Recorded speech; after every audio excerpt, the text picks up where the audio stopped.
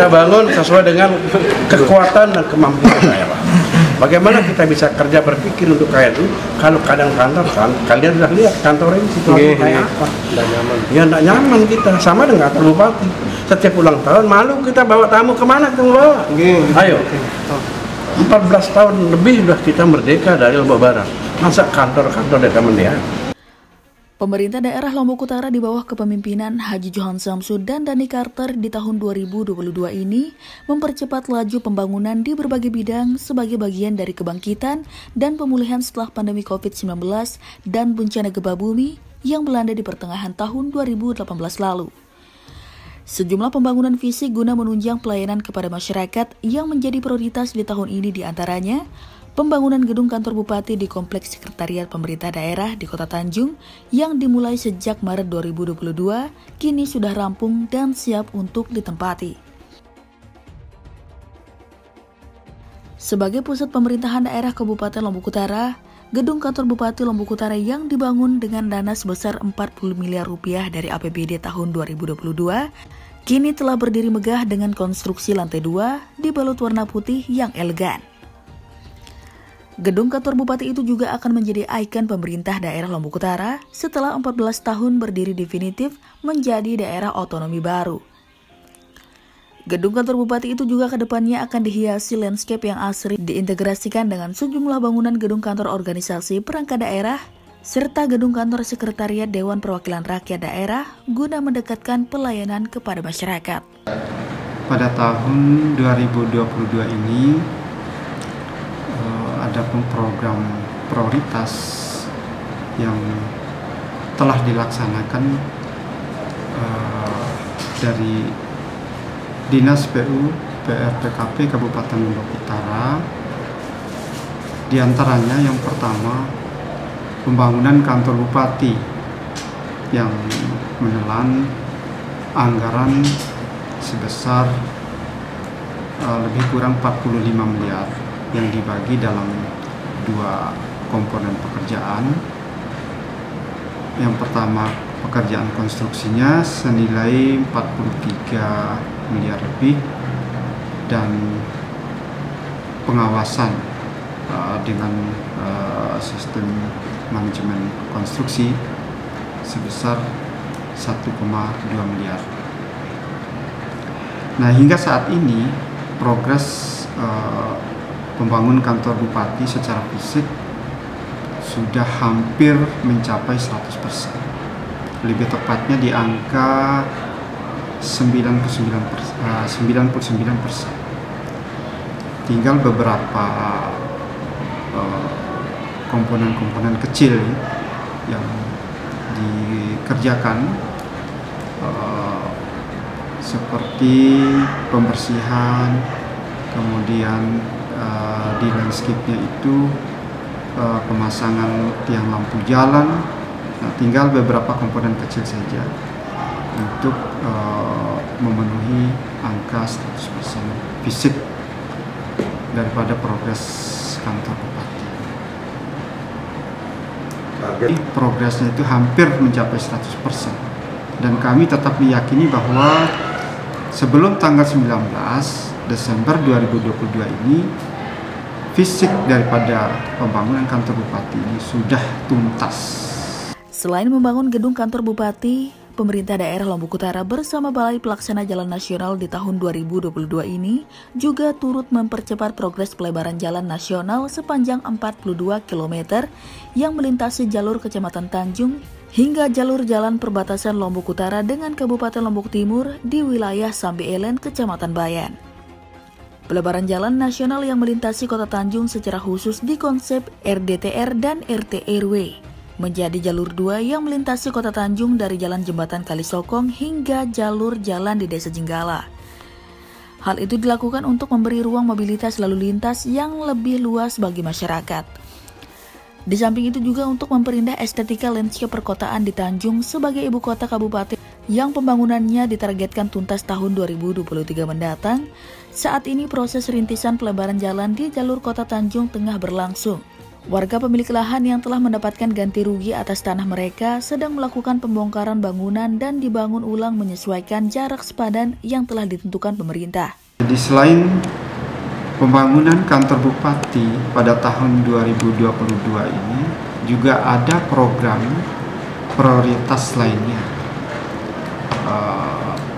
yang menjadi kewenangan pemerintah pusat, yaitu program pelebaran jalan nasional yang dimulai dari Jembatan Sokong dan berakhir di perbatasan Kabupaten Lombok Utara dengan Kabupaten Lombok Timur.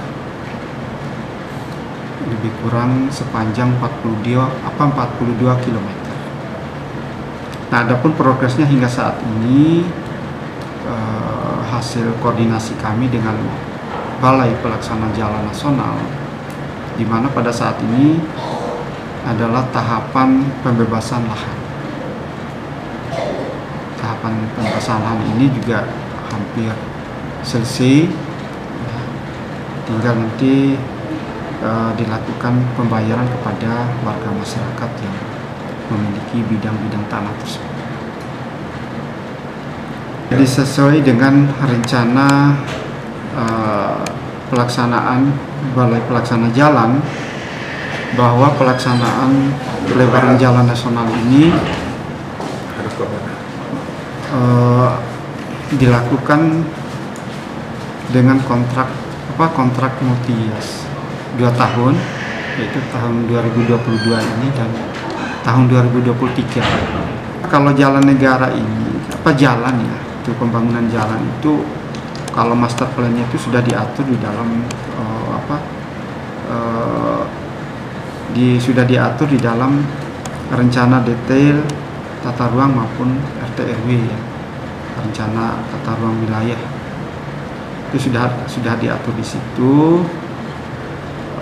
Cuma nanti di dalam pelaksanaan itu ada namanya DED, itu yang sudah dibuat dan sudah ada. Jadi ada beberapa yang sudah melakukan pembongkaran sendiri oleh warga masyarakat sendiri yang di pertokoan Tanjung, karena di sana memang sudah dibayar oleh pemerintah, sehingga pemerintah meminta langsung kepada warga masyarakat untuk membongkar bangunannya secara mandiri. Pembangunan infrastruktur jalan tetap menjadi prioritas pemerintah daerah Lombok Utara di bawah kepemimpinan Haji Johan Samsu sebagai upaya memenuhi dan mempermudah aksesibilitas masyarakat dalam membangun perekonomian. Hal itu juga sebagai upaya mengurai kemacetan jalan, terutama akses jalan nasional menuju sejumlah destinasi wisata seperti ke jalur Taman Nasional Gunung Rinjani dan berbagai tempat wisata terbaik di Lombok Utara. Salah satunya di Jalan Lingkar Utara sepanjang 11 km dari jalur Desa Medana Tanjung hingga Desa Segara Katon, Kecamatan Gangga. Pembangunan Jalan Lingkar yang diinisiasi sejak tahun 2013 itu saat ini diketahui bahwa pemerintah pusat telah menyetujui rencana pembangunannya. Kepala Dinas PUPR Lombok Utara Kaharijal mengungkapkan, pemerintah pusat melalui Kementerian PUPR di tahun ini telah menurunkan sejumlah tim teknis ke lokasi Jalingkra guna mengumpulkan berbagai data sekunder yang diperlukan sebagai dasar pertimbangan pelaksanaannya. Untuk Jalan Lingkar Utara, kita pemerintah Kabupaten Lombok Utara sudah melakukan lobby-lobbyan dengan pemerintah pusat, berkoordinasi dengan pemerintah pusat, dan sudah mendapatkan persetujuan dari pusat. Bahkan melalui Kementerian PUPR sudah menurunkan tim teknisnya untuk meninjau langsung ke lokasi Jalan Lingkar Utara dalam rangka mengumpulkan data-data sekunder yang diperlukan untuk sebagai dasar pertimbangan penganggaran berikutnya. Nah, saat ini kita tinggal menunggu keputusan penganggaran dari pemerintah pusat. Total anggaran yang diusulkan oleh pemerintah Lombok Utara untuk Jalingkra tersebut sebesar 700 miliar rupiah sesuai dengan detail engineering design serta kebutuhan pembiayaan teknis lainnya. Sebesar estimasi yang berdasarkan DED yang sudah dibuat, lebih kurang 700 miliar. Itu katanya untuk setengah dulu katanya Pak. Iya, jadi masalah tahapan nanti kita kembalikan kepada pemerintah pusat. Apakah nanti dikerjakan dengan 2 tahap atau seperti apa? Itu juga nanti yang menentukan besaran anggaran yang akan diturunkan. Kalau misalnya dikerjakan dengan 2 tahap, tentu pada tahap pertama bisa saja nanti diturunkan anggaran itu setengah daripada total keseluruhan kebutuhan. Ya.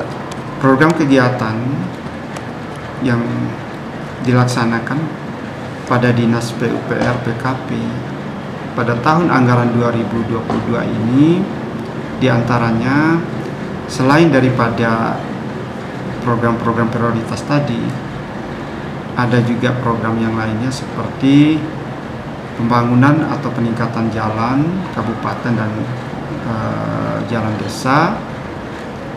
Kemudian keciptakaryaan itu ada program SPAM, di mana program dan kegiatan tersebut hingga saat ini secara fisik sudah mencapai 100%. Tinggal dokumen administrasinya, pengajuan keuangannya masih sedang diproses saat ini, sehingga diharapkan sampai dengan akhir tahun 2022 ini, baik secara administrasi maupun secara fisik tuntas 100%. Setelah sukses membangun kantor bupati yang megah di awal tahun 2022, pemerintah daerah di bawah kepemimpinan Haji Johan Samsud dan Dhani Carter kembali merencanakan akan membangun 4 kantor organisasi perangkat daerah di awal tahun 2023 mendatang. Terkait dengan pertanyaan tadi tentang pembangunan kantor OPD, beberapa OPD barangkali sama urgensinya dengan pembangunan kantor bupati ini. Karena pasca gempa kita sudah masuk 4 tahun sekarang, masuk ke 4 tahun keempat, kita masih di Huntara. Salah satu contoh adalah ini kantor Bapeda ini, kita masih di Huntara. Begitu teman-teman banyak datang kemarin pada saat des, bro di sini, ya jebol di sini. Begitu artinya tidak kita itu artinya bagaimana kenyamanan kita bekerja, bagaimana ketenangan kita bekerja untuk memikirkan juga secara bersama-sama masyarakat Kabupaten Lombok, sehingga oleh Pak Bupati secara langsung, oke, silakan rencanakan bangun kantor-kantor OPD ini, bukan saja 4, bahkan semuanya jika kita punya uang tercukupi. Tetapi karena kita tidak punya uang tercukupi untuk semua itu, makanya kita mulai cicil, ya dari cicil sementara, dan berlokasi sebenarnya di lingkungan kantor bupati itu sendiri. Nah, yang lain yang berada di luar nanti coba kita pikir ulang, mudah-mudahan kita bisa membangun itu. Tetapi tetap akan bertahap.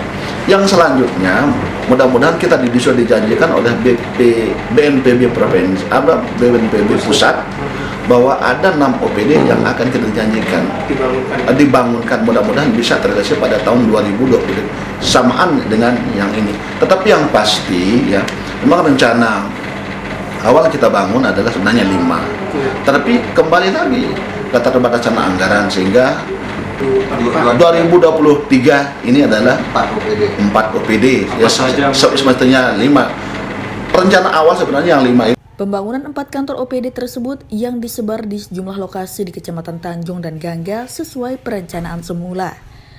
Kepala Badan Perencanaan dan Pembangunan Lombok Utara Farihin mengungkapkan, untuk pembangunan 4 kantor tersebut dibutuhkan anggaran total sebesar 16 miliar yang telah diusulkan pada APBD tahun 2023. Adapun sumber pembiayaan pembangunan ke-4 kantor OPD itu ditegaskan Farihin, yaitu sebagian dari pendapatan asli daerah dan dana bagi hasil dari pemerintah pusat. Inspektorat, Bagas Bampol, BKD, perizinan, sama Kominfo, itu 5. Nah, dari kelima ini yang sudah disebut kemarin itu berarti ada satu harus mundur, berarti 4 yang harus terbangun. Saya tidak tahu, belum, nanti Pak Bupati punya nanti mana yang menentukan mana yang dari yang satu yang nanti yang mundur itu. pengaturan? Ya, dari awal saya bilang, dari mulai kita bangun kantor bupati itu, kita mengatakan sama teman-teman OPD, mari kita kencangkan ikat pinggang. Ya, ikat pinggang. Artinya bukan OPD itu tidak berkegiatan, tidak beroperasi, tetap jalan, tetapi yang tidak menjadi sikap barangkali kita kurangi. Sebenarnya kita tarik dia ke situ. Ya, berkaitan dengan VAD tadi memang, ya. PAD kita bukan menurun sebenarnya. Dari awal dimulai 166, pada saat perubahan menjadi 160, karena di sana COVID sudah tidak ada. Itu jasa pelayanan saja sebenarnya yang di sana, sehingga dia menjadi menurun. Ya, sehingga sekarang berdasarkan kami sudah dipanggil TAPD oleh Pak Bupati, sehingga PAD ini bisa kita up menjadi 170 sekarang. Sehingga bisa juga, makanya ini bersumber dari dua. Ini anggaran yang 4 OPD ini dari PAD sebagian, hanya sedikit, dan dari DBH pusat. Selain dibiayai dari APBD, pembangunan fasilitas kantor tersebut juga diusulkan ke pemerintah pusat. Kita bangun sesuai dengan kekuatan dan kemampuan daerah. Bagaimana kita bisa kerja berpikir untuk kayak itu? Kalau kadang kantor kan, kalian sudah lihat kantor ini situasi kayak apa? Tidak nyaman. Ya tidak nyaman kita, sama dengan kantor bupati. Setiap ulang tahun malu kita bawa tamu kemana kita bawa? Ayo. 14 tahun lebih sudah kita merdeka dari Lombok Barat. Masa kantor-kantor tidak melihat? Itu prinsip saya. Sehingga alhamdulillah teman DPR juga sangat mendukung ini keinginan kita untuk secara bertahap lebih pasti. Ini ada 10 ke 11 ini kantor. Ada kantor yang nantinya akan dibantu oleh BNPB sebenarnya akibat gempa. Nah, kantor yang kita bangun sekarang ini kantor yang memang tidak menjadi korban gempa, tetapi hadirnya kantor ini adalah setelah gempa bumi. Saya kira itu yang kita ada. Tahun 2023 sesuai dengan apa yang disampaikan itu, prioritas awal kita adalah pertama tentu penurunan angka kemiskinan. Kemudian di bidang kesehatan juga, ini prioritas awal. Karena terus terang saja kondisi kita sekarang ini masih pada takaran daerah termiskin di NTB. Ini yang menjadi persoalan kita. Nah, ini yang harusnya kita lakukan, bagaimana caranya untuk percepatan penurunan angka kemiskinan ini, sehingga sekarang ini kita masih digelari termiskin di NTB. Saya juga belum yakin itu. Saya pernah komunikasi dengan BPS. Bagaimana kalau kita melihat kembali kan? Saya lihat ini orang kayak ini baik-baik, sugi-sugi segitu. Jadi itu insya Allah lah. Tapi itu kan statistik. Yang mudah-mudahan secara objektif dan nyata, insya Allah masyarakat kita kan masyarakat yang saya kira berkecukupan. 2 tahun perjalanan pemerintahan Bupati Lombok Utara Haji Johan Samsu dan Wakil Bupati Dhani Carter Febrianto Ridawan banyak dilakukan percepatan di berbagai bidang pembangunan. Selain pembangunan, sarana prasarana fisik, pembangunan non-fisik, dan pemberdayaan juga terus dioptimalkan. Hal itu membuat pemerintah daerah Lombok Utara mendapat penghargaan dari pemerintah pusat sebagai bentuk apresiasi. Tahun 2022 ini, pemerintah daerah meraih 2 penghargaan dari Kementerian Desa, Pembangunan Daerah Tertinggal, dan Transmigrasi Republik Indonesia. Dan penghargaan daerah pelaksana program nasional dan percepatan pembangunan daerah tertinggal periode 2020-2024. Penghargaan tersebut diserahkan langsung oleh Menteri Desa PDTT Abdul Halim Iskandar kepada Bupati Johan Samsu pada peringatan Hari Percepatan Pembangunan Daerah tanggal 17 November 2022 lalu.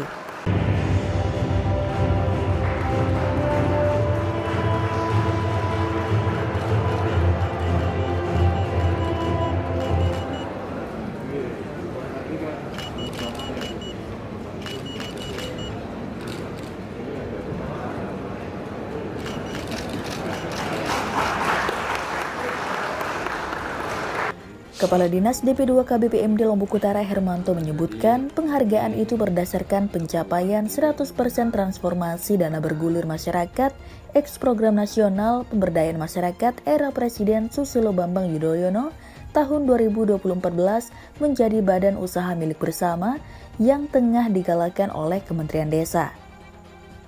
Jadi kami atau Pak Bupati diundang pada tanggal 17 November 2022 di Bondowoso, ya, pada saat acara Hari Percepatan Pembangunan Daerah Tertinggal. Jadi pada saat itu Bapak Bupati menerima 2 penghargaan sekaligus. Yang pertama terkait dengan pencapaian 100% ya proses transformasi dana ex-PNPM menjadi Badan Hukum Milik Negara atau BUMDesma, ya, di mana dapat saya jelaskan bahwa amanat untuk menjadi BUMDesma dana ex-PNPM adalah bahwa berdasarkan PP 11 tahun 2021 tanggal 2 Februari 2021, di mana terlebih lagi pada pasal 73 mengamanatkan bahwa pengelola kegiatan DBM dana bergulir masyarakat ex-PNPM, ya, seperti ketahui bahwa PNPM adalah program Susilo Bambang Yudhoyono pada tahun 2014, ya, di saat itu, dan sudah berhenti, dan di mana saat itu dana ex-PNPM ini dikelola oleh suatu unit pengelola kegiatan yang namanya UPK, dan itu ada di 5 kecamatan di Lombok Utara. Nah, sejak 2014 dana ini tidak ada yang ngawasi, ya, tidak ada yang ngawasi, sehingga dengan amanat PP 11 itu diharuskan menjadi sebuah badan hukum milik negara atau yang disebut nama BUMDesma. Nah, berdasarkan surat 11 Februari 2022 kami bergerak untuk bagaimana menjadi sebuah BUMDesma. Perjalanan ini sangat panjang, ya, sangat panjang. Pertama dimulai dari sosialisasi di tingkat kabupaten, ya. Kemudian yang kedua adalah bahwa laporan UPK kepada Bupati. Jadi masing-masing pengelola kegiatan yang di 5 kecamatan itu memberikan laporan, ya, neracanya sampai dengan akhir Desember 2020. Setelah laporan diterima, ya, inspektor melakukan review. Jadi tahap ketiga adalah review yang dilakukan oleh inspektorat. Nah, setelah review dilakukan inspektorat, barulah kita melakukan sosialisasi kepada tingkat kecamatan. Jadi di kecamatan kita kumpulkan semua kepala desa, ya, untuk menjelaskan bahwa hasil review inspektorat terkait dengan laporan pada UPK tersebut. Setelah sosialisasi di tingkat kecamatan, masing-masing kepala desa, ya, melakukan musyawarah desa, ya, musdes. Bahwa di dalam musdes itu bahwa mereka sepakat semua desa untuk menjadi ikut di dalam BUMDesma, ya, itu pertama. Yang kedua, semua desa boleh menyertakan modal di dalam BUMDesma tersebut. Kemudian di dalam musdes juga dibicarakan tokoh-tokoh yang ikut di dalam proses musyawarah antar desa, ya. Jadi semua desa itu kumpul lagi di kecamatan, masing-masing kecamatan, ya. Hasil musdes dari masing-masing desa dibawalah menjadi di tingkat kecamatan. Jadi sana dibahas, disepakati, ya. Yang dibahas pertama bagaimana anggaran dasar di BUMDesma tersebut, bagaimana anggaran rumah tangga, bagaimana dividennya nanti terkait dengan BUMDesma tersebut, terus bagaimana susunan organisasi, terus berikutnya juga dibahas siapa menduduki siapa direktur, siapa dan sebagainya dalam proses sistematika itu. Setelah semua selesai, barulah kepada tahap yang kelima, yaitu mengusulkan nama BUMDesma kepada Kementerian Desa. Pengusulan nama, baru pengusulan nama, ya, apakah nama yang diusulkan itu ada yang sama di Indonesia atau tidak. Kalau sudah clear namanya tidak ada, barulah kita usulkan kepada Kementerian Hukum dan HAM atau tidak. Nah, rilis dari Kementerian Desa, ya, bahwa kita saat ini pada tahun 2022 ini indeks daerah tertinggal kita, ya, berada pada angka 72,11, ya. Dari beberapa indikator 72,11, memang ada beberapa indikator yang perlu masih disempurnakan. Artinya bahwa kalau melihat indeks 72,11, bahwa dengan batas indeks daerah tertinggal ada 60, berarti kita sebenarnya sudah berada pada posisi sudah entas daerah tertinggal. Cuman rilisnya nanti pada tahun 2024. Apakah nilai ini bisa kita pertahankan sampai 2024? Kalau nilainya bisa kita pertahankan sampai 2024, insya Allah SK 2024 nanti pasti kita akan keluar dari daerah tertinggal. Ini bisa kita baca. Program Posyandu Keluarga merupakan program inovasi atau program prioritas di Nusa Tenggara Barat. Program Posyandu Keluarga ini digagas sejak tahun 2017 untuk di Kabupaten Lombok Utara, dilaksanakan mulai dari tahun 2019 dan pertama kali di launching di Posga Teluk Kombal pada bulan September 2021.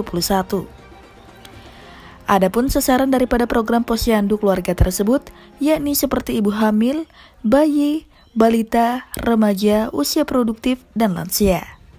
Oke, Posyandu Keluarga adalah pos layanan untuk seluruh anggota keluarga, di mana sasarannya itu mencakup dari seluruh anggota keluarga, yaitu dari ibu hamil, ibu menyusui, anak balita, usia produktif, terus anak sekolah pun bisa di sana, termasuk sampai dengan lansia. Jadi seluruh anggota keluarga itu bisa mengikuti Posyandu Keluarga. Nah, oke. Kemudian seperti apa memang sistemnya, mungkin nanti teknisnya seperti apa Pak? Oke, jadi Posyandu Keluarga itu karena menghadirkan seluruh anggota keluarga di masing-masing dusun itu tergantung kesepakatan antara petugas dengan masyarakat di sana. Untuk pada umumnya biasanya dilaksanakan pagi hari, namun ada juga yang dilaksanakan sesuai dengan kesiapan dari masyarakat. Kalau perbedaan Posyandu Keluarga dan Posyandu umum lah itu apa? Posyandu yang dulu namanya Posyandu konvensional lah ya kita sebut, itu hanya melayani ibu hamil, ibu menyusui, dan balita saja. Tapi sekarang sudah dikembangkan oleh Provinsi NTB untuk seluruh anggota keluarga. Jadi mencakup usia produktif dan lansia. Sehingga nanti terutama di lansia itu untuk men-screening penyakit-penyakit yang biasa didapati pada umur 40 tahun ke atas. Kalau secara kelebihannya Posyandu Keluarga ini apa? Kelebihannya otomatis seluruh anggota masyarakat itu bisa tercover semua untuk mendeteksi screening penyakit-penyakit yang sesuai dengan umurnya. Kalau balita terkait dengan status gizinya, ada penyakit bawaan tidak, dan sebagainya.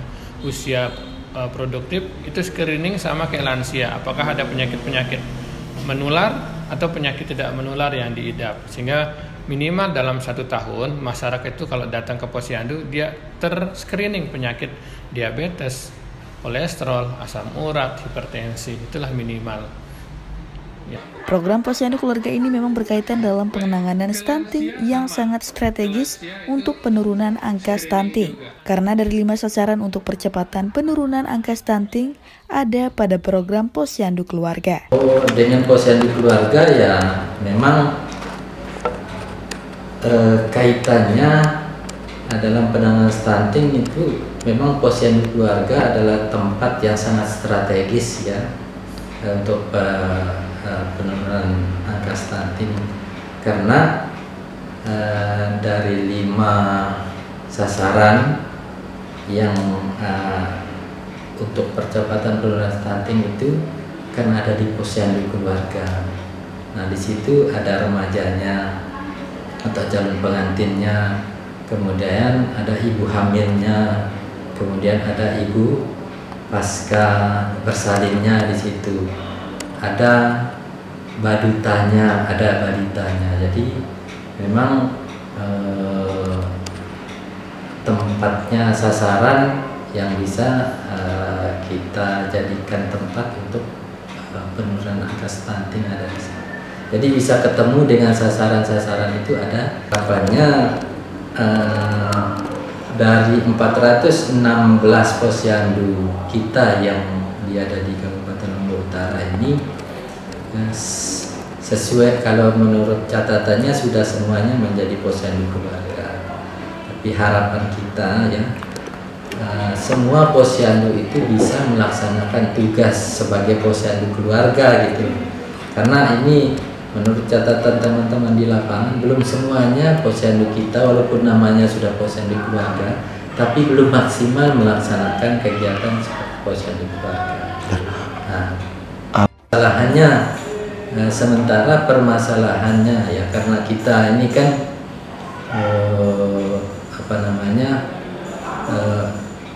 di posyandu keluarga harapan kita kan semua keluarga ya, semua anggota keluarga itu bisa kita layani di situ.